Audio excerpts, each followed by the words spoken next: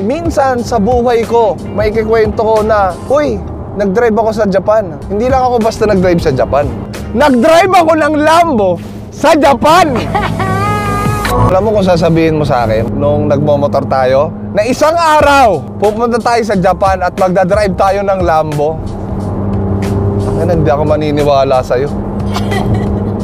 Kahit naman ako, hindi ako naniniwala sa sarili ko pag sinabi ko yun. Yung hinahawakan ko pa yung flashlight ng cellphone noon na nalaglag yung ilaw ni Warsa. Oo, nalaglag yung ilaw niya sa harap. Tapos si B nagpa-flash ng cellphone para makita kami sa kalsada. Kung doon mo sinabi yun, what? Alam mo kung iisipin mo doon, love, yung experience natin yung wala talaga. Hindi mo ma-imagine, no, na talagang thank you, Lord.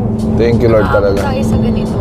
Alam mo, ito yung sinasabi na lahat ng hard work mo, kapalit nun na, yung paminsan-minsan makalabas ka, makapunta ka ibang bansa, mamili ka ng gusto mo. Ito yung nakaka-addict na pakiramdam. Ito yung rason kung ba't kailangan mo pa magsipag.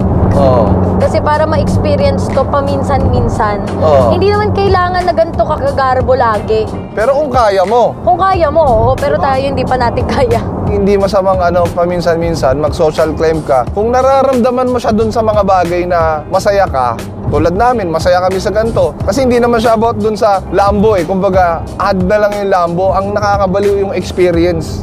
Yung experience, minsan sa buhay ko, may ikikwento ko na, uy, nag-drive ako sa Japan. Hindi lang ako basta nag-drive sa Japan. Nag-drive ako ng Lambo sa Japan! Hindi ako makapaniwala. Sa Japan tayo nagganto-ganto.